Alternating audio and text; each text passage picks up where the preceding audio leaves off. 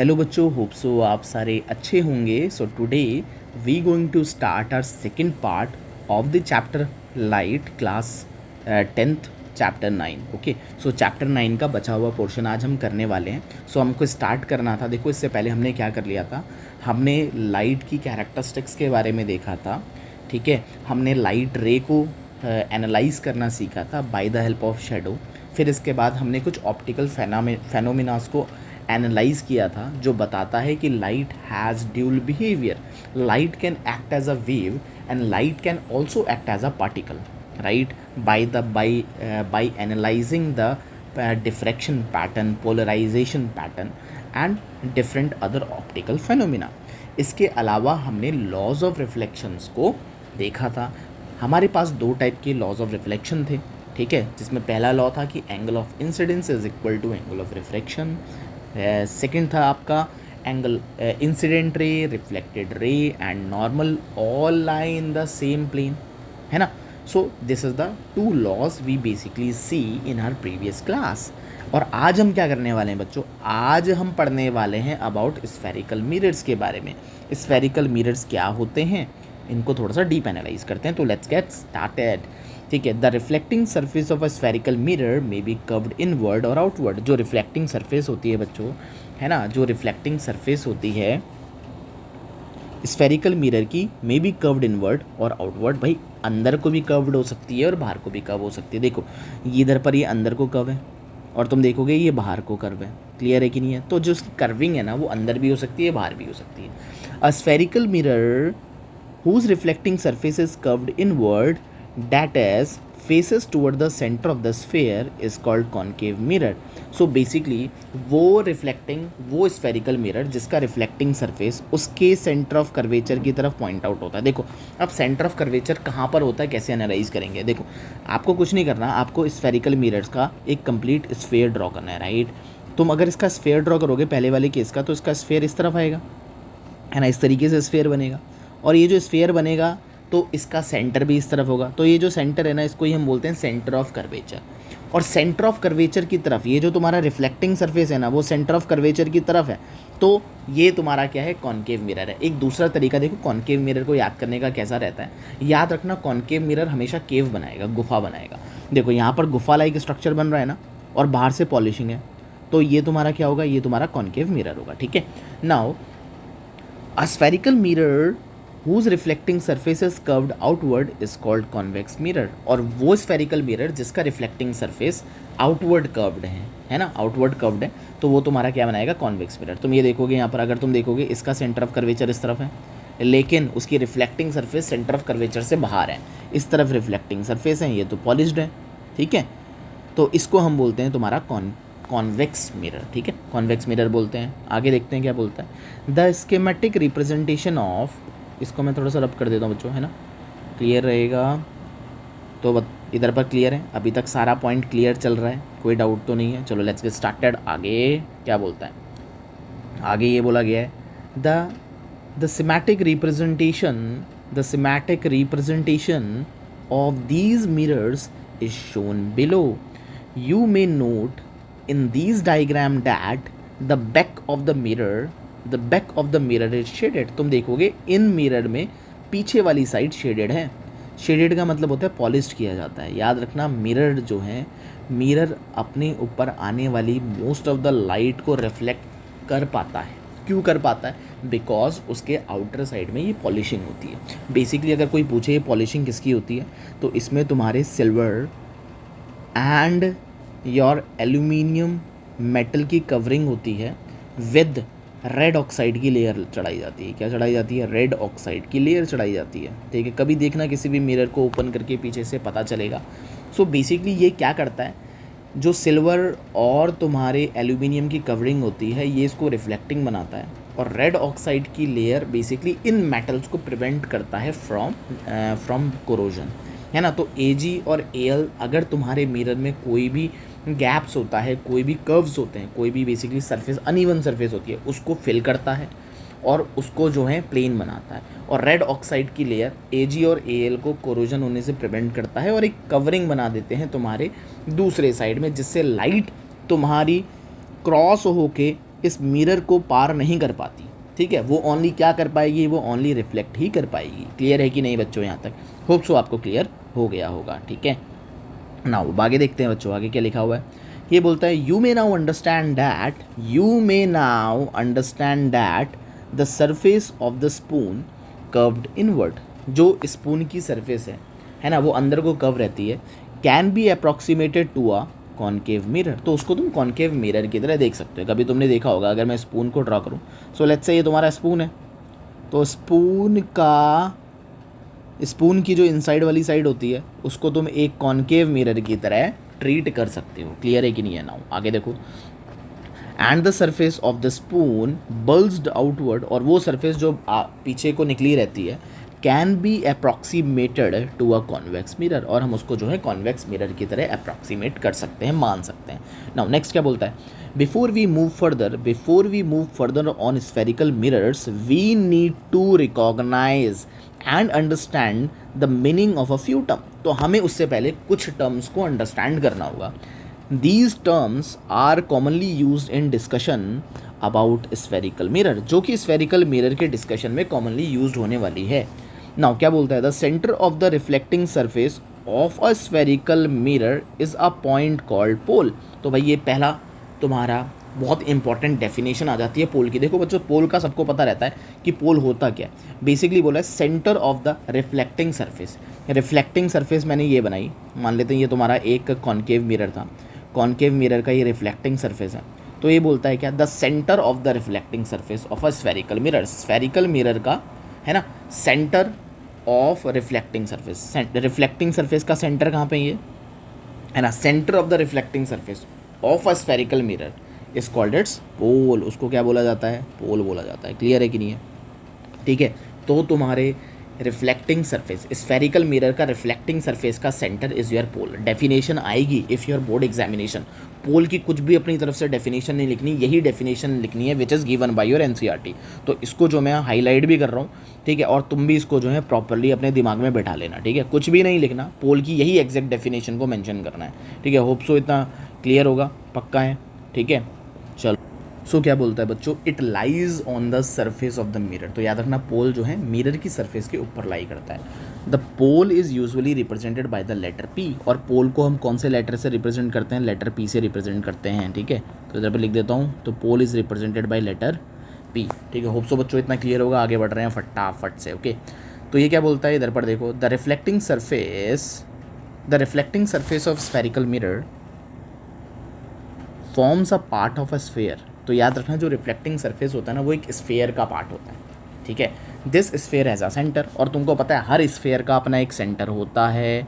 तो इसी तरीके से तुम्हारे मिरर का भी एक सेंटर होगा। कैसे, ठीक है, इसको मैं दिखाता हूँ यहाँ पे। लेट्स से तुम्हारे पास एक क्या है, यहाँ पर दिखाता हूँ। ये मान लेते हैं तुम्हारे पास एक कॉनकेव मिरर था। ये कॉनकेव मिरर किसी एक स्फेरिकल मिरर का पार्ट होगा। स्फेरिकल मिरर कैसे, अगर मैं इसको पूरा कंप्लीट करूँ, ठीक है, इस तरीके से, तो भाई एक स्फेयर बनाएगा, है ना। तो अगर ये स्फेयर बना रहा है तो इसका मतलब है इस स्फेयर का एक सेंटर होगा, है ना, सेंटर होगा। तो सिमिलरली बोलता है, and this point is called centre of curvature. इसको ही हम बोलते हैं तुम्हारे कर्वेचर का सेंटर, ठीक है। सो याद रखना, चाहे तुम्हारा कॉनकेव मिरर हो चाहे तुम्हारा कॉन्वेक्स मिरर हो, दोनों एक स्फेरिकल मिरर के पार्ट हैं, और हर स्फेरिकल सरफेस का एक सेंटर होता है, और उसको हम बोलते हैं सेंटर ऑफ कर्वेचर। क्या बोलते हैं, सेंटर ऑफ कर्वेचर। तो अभी तक हमने क्या क्या देख लिया, ठीक है। तो इसको हम रब कर देते हैं, ये बन गया मेरा कॉनकेव मिरर, है ना, ये बन गया मेरा कॉनकेव मिरर, और कॉनकेव मिरर का एक सेंटर है, कॉनकेव मिरर का एक सेंटर है, जिसको मैंने बोला सेंटर ऑफ कर्वेचर। तो ये भी बहुत इंपॉर्टेंट डेफिनेशन है बच्चों, सेंटर ऑफ कर्वेचर की। कुछ भी नहीं लिख के आना, सेंटर ऑफ कर्वेचर सबको पता होता है कि भाई वो तुम्हारे बेसिकली स्फेरिकल मिरर का सेंटर होता है, ठीक है। तो लेकिन डेफिनेशन क्या है, the reflecting surface of a spherical mirror forms a part of a sphere, this sphere has a centre and this point is called centre of curvature. तो इस पॉइंट को हम क्या बोलते हैं, सेंटर ऑफ कर्वेचर बोलते हैं ना। आगे बढ़ते हैं, आगे क्या लिखा हुआ है, आगे बोलता है कि centre of curvature of the spherical mirror, this point is called the centre of curvature of the spherical mirror. तो स्फेरिकल मिरर का सेंटर ऑफ कर्वेचर बोला जाता है। It is represented by the letter C, simple सी बात है, इसको किस लेटर से रिप्रेजेंट करते हैं, सेंटर ऑफ कर्वेचर को हम सी लेटर से रिप्रेजेंट करते हैं। Please note that the centre of curvature is not a part of a mirror. तो याद रखना, प्लीज़ नोट दैट, भाई इसने नोट करने के लिए बोला है कि सेंटर ऑफ कर्वेचर तुम्हारे मिरर का पार्ट नहीं होता। क्यों नहीं होता? क्योंकि सेंटर ऑफ कर्वेचर तो मिरर के बाहर है, तो मिरर के ऊपर लाई नहीं करता। तो centre of curvature is not a part of the mirror, it lies outside. वो कहाँ लाई करता है? वो मिरर के बाहर लाई करता है। इट्स रिफ्लेक्टिंग सरफेस, ठीक है, lie outside is reflecting surface, reflecting surface के बाहर लाई करता है। The centre of curvature of a concave mirror lies in front of it. अब ये देखो, इधर पर बहुत इंपॉर्टेंट बात करी गई है। सेंटर ऑफ कर्वेचर जो है तुम्हारे कॉनकेव मिरर का, उसके रिफ्लेक्टिंग सरफेस के सामने होता है। लेट्स से ये अगर तुम्हारा रिफ्लेक्टिंग सरफेस है तो रिफ्लेक्टिंग सरफेस के सामने तुम्हारा सेंटर ऑफ कर्वेचर होगा। लेकिन ठीक है, how ever it lies behind the mirror in case of convex mirror, ठीक है, लेकिन कॉन्वेक्स मिरर में वो मिरर के पीछे लाई करता है। लेट्स से तुम्हारा मिरर था, कौन सा मिरर था? कॉन्वेक्स मिरर था, ठीक है। अब सेंटर ऑफ कर्वेचर यहाँ ना होके तुम्हारे मिरर के पीछे रहेगा। क्यों मिरर के पीछे रहेगा? क्योंकि अब इसका कर्व इस तरफ से बनेगा, ठीक है, ऑल दो उस तरफ से पॉलिशिंग है, इसीलिए बोल रहे हैं कि मिरर के पीछे लाई करता है कॉन्वेक्स मिरर का। होप सो समझ में आ गया। तो सेंटर ऑफ कर्वेचर तुम्हारे कॉन्केव मिरर का तुम्हारे रिफ्लेक्टिंग सरफेस की तरफ लाई करता है, लेकिन कॉन्वेक्स मिरर का तुम्हारे रिफ्लेक्टिंग सरफेस से अवे और तुम्हारे मिरर के पीछे लाई करता है, ठीक है।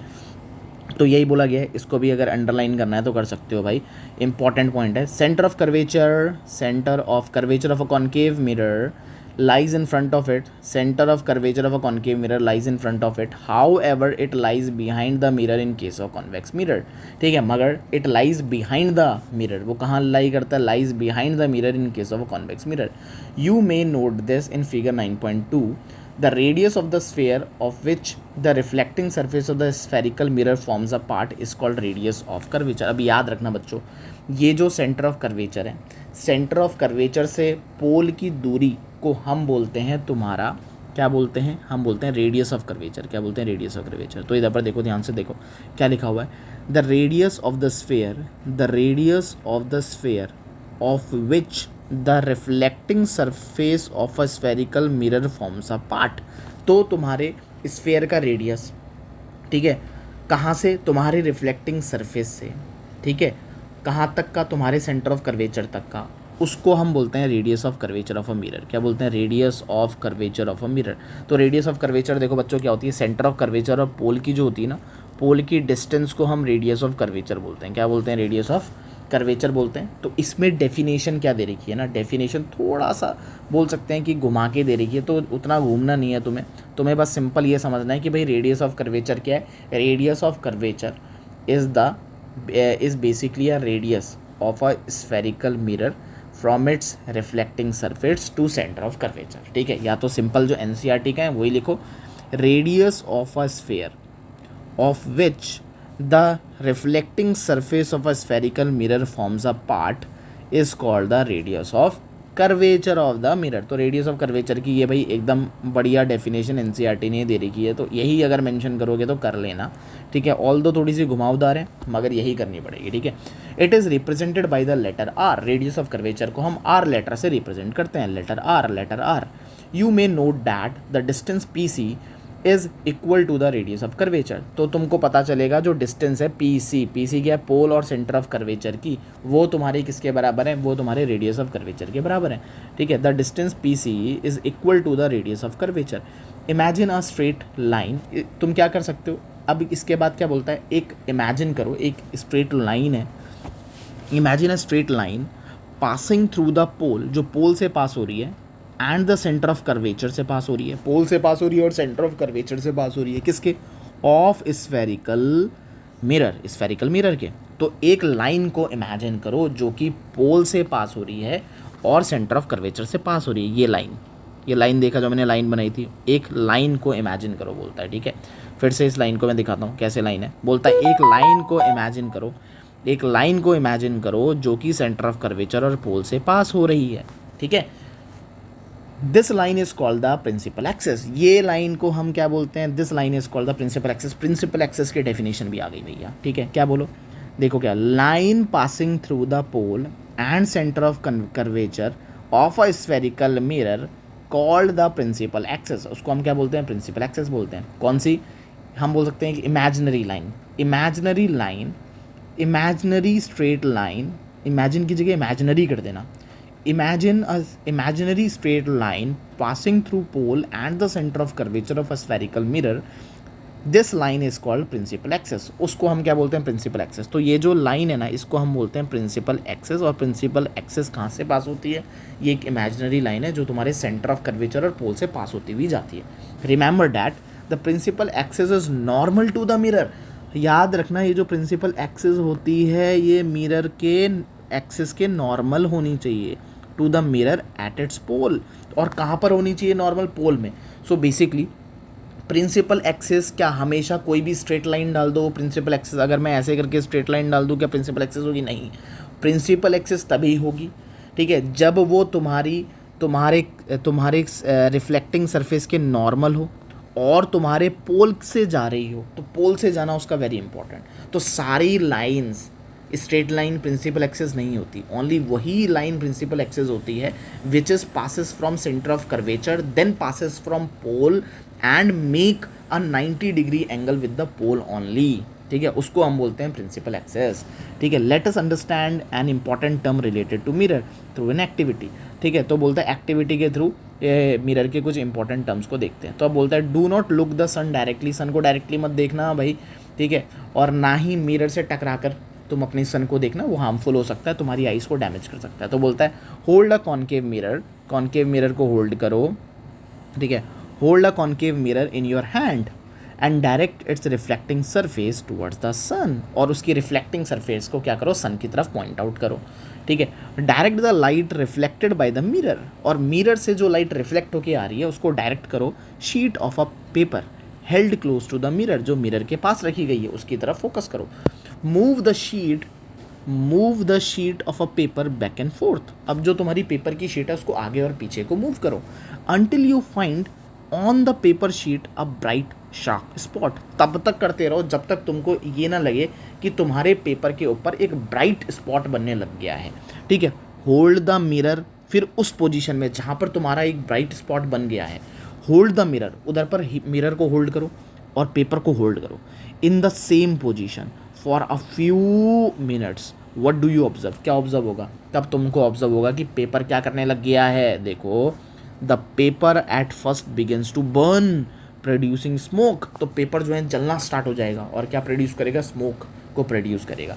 Eventually it may even catch fire, और हो सकता है कि वो फायर को भी कैच कर ले। वाई डज इट बर्न, वो बर्न क्यों हुआ, ठीक है। The light from the sun is converged at a point, क्योंकि हमने सन से आने वाली लाइट को कन्वर्ज कर दिया एक पर्टिकुलर पॉइंट में as a sharp bright spot की फॉर्म में। बाय द मिरर, किसकी हेल्प से, मिरर की हेल्प से हमने सनलाइट को कन्वर्ट कर दिया एक पर्टिकुलर पॉइंट में जहाँ पर उसकी शार्प ब्राइट स्पॉट बनी, ठीक है। In fact this spot of a light is the image of the sun. Basically ये जो तुमको एक ब्राइट स्पॉट नज़र आ रहा था ना, ब्राइट स्पॉट जो नज़र आ रहा था, लेट्स से ये तुम्हारा क्या था, ये तुम्हारे पास एक कॉनकेव मिरर था, ये कॉनकेव मिरर ये तुम्हारा सन था, ये तुम्हारा प्लेन ऑफ पेपर था, यहाँ से लाइट आई, यहाँ से टकराई और यहाँ पर तुम्हारा एक ब्राइट स्पॉट बना। बेसिकली ये जो ब्राइट स्पॉट बना ये तुम्हारा क्या है, बेसिकली तुम्हारे सन की इमेज है जो कि कहाँ पे, तुम्हारे फोकस के ऊपर बन रही है, ठीक है। तो यही बोलता है बच्चों, यहाँ पर यही बोला गया है, क्या बोला गया है, ये बोला गया है, ठीक है, is the image of the sun. In fact this spot, जो तुमको छोटा सा स्पॉट पेपर के ऊपर दिख रहा है ना, वो क्या है, basically in fact this spot of a light is the image of the sun, तुम्हारे सन की इमेज है on the sheet of a paper, जो कि पेपर की शीट के ऊपर बनी हुई है एकदम पॉइंट साइज में। This point is the focus of the concave mirror, और ये जो पॉइंट था जहाँ पर बर्न होना स्टार्ट हो गया था, ये जो पॉइंट है ये तुम्हारा बेसिकली तुम्हारे कॉनकेव मिरर का फोकस है। क्या है तुम्हारे कॉनकेव मिरर का फोकस, तो याद रखना बच्चों, याद रखना फोकस होता क्या है, जब कोई भी पैरेलल रेज आए इन्फिनिटी से, जैसे कि सन से, और सारी कन्वर्ज होके एक पर्टिकुलर पॉइंट में मिल जाए, उस पॉइंट को तुम बोलते हो फोकस ऑफ अ मिरर। यहाँ पर कॉन्केव मिरर था तो बोलेंगे focus of a concave mirror, focus of a concave mirror. तो क्या बोलता है, the heat produce due to the concentration of the sunlight ignites the paper, और जो हीट प्रोड्यूस हुई उसने तुम्हारे पेपर को इग्नाइट कर दिया, जला दिया। The distance of this image from the position of the mirror, तो याद रखना, तो अब क्या होगा, ये बोलता है जो तुम्हारे इमेज की डिस्टेंस थी, ठीक है, तुम्हारे मिरर से, इसको हम क्या बोलते हैं, इसको हम बोलते हैं तुम्हारा focal length. The distance of this image from the position of the mirror gives the approximate value of the focal length of the mirror, तुमको एक अप्रॉक्सीमेट वैल्यू दे देगा किसकी, मिरर के फोकल लेंथ की। तो याद रखना, जहाँ पर सारी रेज कंसंट्रेट हो गई, पैरेलल रेज, वो तुम्हारा था फोकस ऑफ अ मिरर। और फोकस और पोल की डिस्टेंस को हम बोलते हैं फोकल लेंथ। क्या बोलते हैं बच्चों, फोकल लेंथ बोलते हैं, ठीक है, फोकल लेंथ बोलते हैं, फोकल लेंथ बोलते हैं, ठीक है। तो इतना क्लियर होगा कि नहीं होगा, चलो क्लियर है। नाउ अब इसके बाद आगे टेस्ट करते हैं। Let us try to understand observation with the help of ray diagram. अब इस ऑब्जर्वेशन को हम रे डायग्राम से समझते हैं। ऑब्जर्व फिगर 9.2 देखो, 9.2 ये वाली फिगर की बात कर रहा है। Closely a number of rays parallel to the principal axis are falling on the concave mirror. Observe the reflected rays को ऑब्जर्व करो। They are all meeting and intersecting at a point on the principal axis. वो सारी intersect कर रही है और meet कर रही है प्रिंसिपल एक्सेस के एक पॉइंट में, ठीक है, principal axis of the mirror के प्रिंसिपल एक्सेस में एक जगह मीट कर रही है। तो तुमने देखा कि भाई जो पैरेलल रेस थी सारी मीट कर रही थी प्रिंसिपल एक्सेस के एक पॉइंट में। इस पॉइंट को हमने बोला फोकस। क्या बोला इस पॉइंट को हमने, focus. This point is called the principal focus of the concave mirror. बच्चों डेफिनेशन आ गई प्रिंसिपल फोकस की, ठीक है। तो भाई यही डेफिनेशन लिखनी है। क्या बोलोगे इसमें, ये बोलोगे कि व्हेन, ये बोलता है प्रिंसिपल फोकस क्या है, तो तुम ये बोलोगे कि principal axis are falling on a concave mirror. ये लिखोगे number of rays parallel to the principal axis are falling on a concave mirror, ठीक है। दे all meeting and intersecting at a point on the principal axis of the mirror. This point is called the principal focus of a concave mirror. इस point को जहाँ पर parallel rays तुम्हारी concave mirror से reflect होने के बाद meet और intersect करती है principal axis में, उस point of principal axis को हम principal focus of a concave mirror बोलते हैं। तो भाई ये जो प्रिंसिपल फोकस की डेफिनेशन है ना बच्चों, इज़ वेरी इंपॉर्टेंट, ठीक है। पोल की डेफिनेशन, प्रिंसिपल फोकस की डेफिनेशन, सेंटर ऑफ कर्वेचर की डेफिनेशन, रेडियस ऑफ कर्वेचर की डेफिनेशन सारी आनी चाहिए। तो मैं एक तुम्हारी एनसीईआरटी के थ्रू याद रखना, डेफिनेशन जब भी लिखते हैं बच्चों, so remember that always right the definition given in your book, ठीक है। समझो अपने हिसाब से, ठीक है, अपने कॉन्सेप्ट के अकॉर्डिंग। लेकिन जब भी बोर्ड में लिखने वाली बात आए तो इन्हीं डेफिनेशन का यूज़ करके बोर्ड में लिखना, ठीक है। बिकॉज बोर्ड की जो आंसर शीट होती है वो तुम्हारे एनसीईआरटी बेस्ड होती है, तो एनसीईआरटी की लाइंस के अकॉर्डिंग बनाई जाती है, ठीक है। तो एनसीईआरटी की लाइंस तुम्हारे क्वेश्चन, तुम्हारे आंसर्स में आनी चाहिए। नाउ आगे क्या बोलते हैं, similarly observe figure 9.2 B. How are the rays parallel to the principal axis reflected by the convex mirror? अब देखो convex mirror ने क्या किया, तुमने पैरेलल रेस को फॉल करवाया, ठीक है। पैरेलल रेस फॉल करने के बाद तुम्हारी डाइवर्ज हो गई, क्या होगी, डाइवर्ज हो गई। वैसे होना क्या था, ऊपर वाले केस में सारी कन्वर्ज हो रही थी प्रिंसिपल एक्सेस में, इसलिए याद रखना कॉन्वेक्स तुम्हारे कॉन्केव मिरर को कन्वर्जिंग मिरर बोलते हैं क्योंकि उसने कन्वर्ज कर दिया था, और तुम्हारे कॉन्वेक्स मिरर को हम डाइवर्जिंग मिरर बोलते हैं। क्या बोलते हैं, डाइवर्जिंग मिरर भी बोलते हैं। तो इधर पर लिख देता हूँ, कॉन्केव मिरर को हम कन्वर्जिंग मिरर बोलते हैं। क्या बोलते हैं, कन्वर्जिंग मिरर बोलते हैं। और तुम्हारे कॉन्वेक्स मिरर को हम डाइवर्जिंग मिरर बोलते हैं। क्या बोलते हैं, डाइवर्जिंग मिरर, क्योंकि डाइवर्ज कर रहा है। लेकिन डाइवर्ज कर रहा है तो इसका मतलब क्या है, फोकस में नहीं मिल रहा, फोकस में अभी भी मिल रहा है। अगर तुम इन डाइवर्ज होने वाली रेस को देखो और इसको पीछे की तरफ एक्सटेंड करो तो सारी कहाँ पे मिलती हुई नज़र आएगी, सारी तुम्हारे फोकस में मिलती हुई नज़र आएगी, बिहाइंड द मिरर। ठीक है, क्लियर है कि नहीं है? तो यही बोलता है हाउ आर द रेज, अब बोलता है सिमिलरली ऑब्जर्व फिगर 9.2 जो कि तुम्हारा किसका था, कॉन्वेक्स मिरर का था, ठीक है। Similarly observe figure 9.2 how are the rays parallel to the principal axis, किस तरीके से रेज पैरेलल है प्रिंसिपल एक्सिस के, ठीक है। How are the rays parallel to the principal axis reflected by the convex mirror, convex mirror ने उसको reflect कर दिया। The reflected rays appear to come from a point on the principal axis, तो ये reflected raise ऐसा लग रहा है कि कौन से पॉइंट से आ रही है, कौन से पॉइंट से आ रही है प्रिंसिपल एक्सिस के, तो जिस पॉइंट से आती हुई नज़र आ रही है this point is called the principal focus of a convex mirror, उसको कॉन्वेक्स मिरर का प्रिंसिपल फोकस बोलते हैं, ठीक है। तो अपीयर टू कम, देखो रियलिटी में जो कॉन्वेक्स मिरर में जो रियल की रेज है वो तो डाइवर्ज हो जा रही है, लेकिन ऐसा लग रहा है कि appear to come from focus, focus से आती हुई नज़र आ रही है, इसलिए हमने डॉटेड करके दिखाया। क्लियर है कि नहीं है? होप सो बच्चों इतना तुम सबको क्लियर होगा।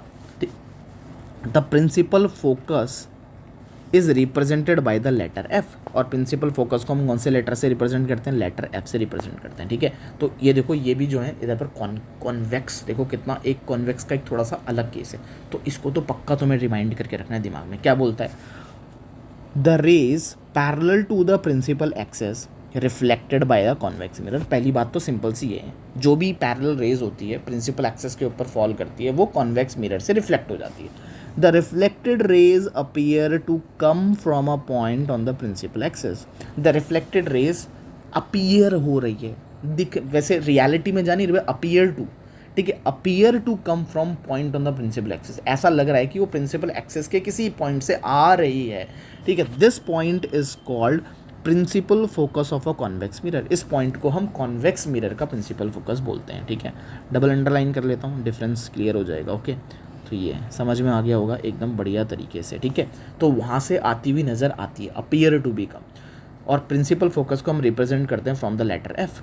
The distance between the pole, the distance between the pole and the principal focus, और जो डिस्टेंस है तुम्हारी क्या, the distance between the pole, the distance between the pole and the principal focus of a spherical mirror is called focal length.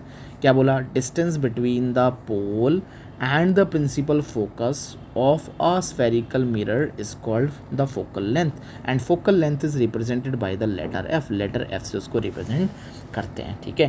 तो बच्चों इतना clear होगा, अब आगे फटाफट से इसको करते हैं।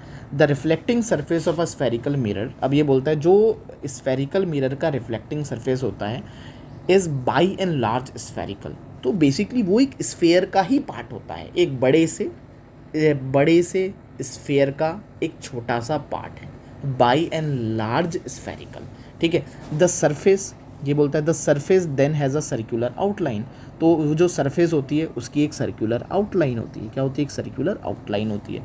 The diameter of the reflecting surface of a spherical mirror, अगर तुम क्या करोगे, एक डायामीटर्स का बनाओगे, the diameter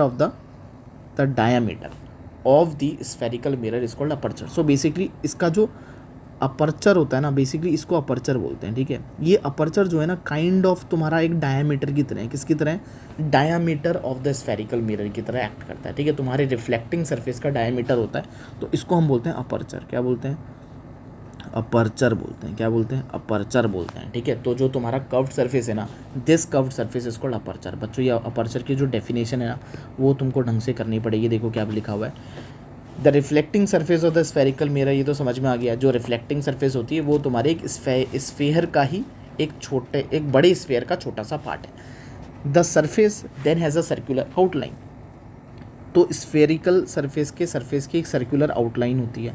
the diameter of the reflecting surface of a spherical mirror is called aperture, तो ये जो डायामीटर होता है तुम्हारा किसका, रिफ्लेक्टिंग सरफेस का, उसको हम अपर्चर बोलते हैं। Diameter of reflecting surface of spherical mirror is called it's aperture. तो डायमीटर कुछ नहीं है बच्चों, सिंपल सी बात है, तुम्हारा जो सर्कमफेरेंस है ना, यहाँ पर सर्कमफेरेंस मतलब यहाँ से लेकर जो यहाँ तक की दूरी है, ठीक है, तो उसको हम पता क्या कर सकते हैं, हम इसके इक्विवेलेंट ले सकते हैं।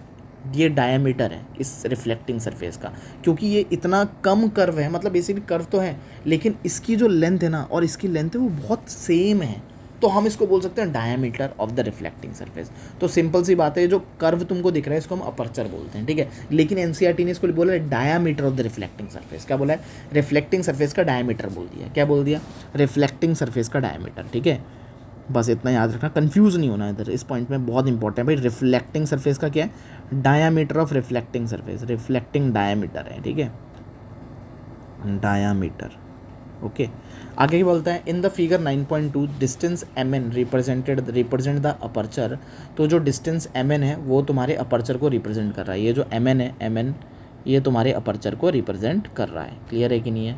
इधर भी दिखा दूँ, ये जो डिस्टेंस mn है ये तुम्हारे अपर्चर को रिप्रेजेंट कर रहा है, क्योंकि भाई ये ना डायमीटर अगर तुम स्ट्रेट बनाओगे तो उसके लेंथ के बराबर है, इसलिए इसको बोल दिया जाता है, ठीक है। Aperture is the diameter of the reflecting surface, ठीक है।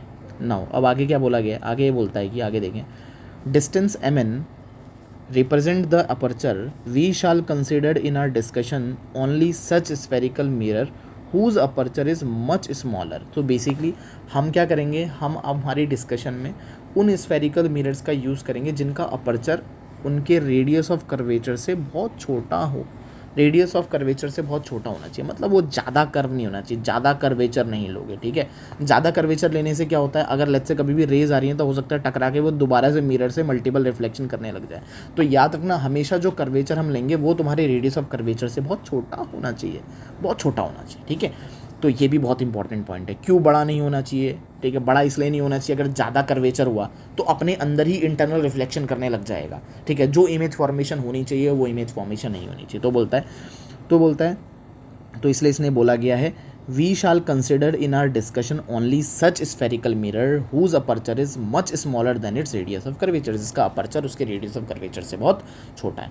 Now is there any relation between the radius of curvature? क्या रेडियस ऑफ कर्वेचर और फोकल लेंथ के बीच में कोई रिलेशन है? Is there any relationship between radius of curvature R and focal length F? तो अब दोनों के बीच में रिलेशन है बच्चों, इसके ऊपर बहुत सारे क्वेश्चंस बनते हैं, तो ये रिलेशन आना चाहिए। Of the spherical mirror, for spherical mirrors of a small aperture, उन स्फेरिकल मिरर जिनका अपर्चर बहुत छोटा है, the radius of curvature is found to be equal to twice the focal length. तो रेडियस ऑफ कर्वेचर देखा गया किसके बराबर है?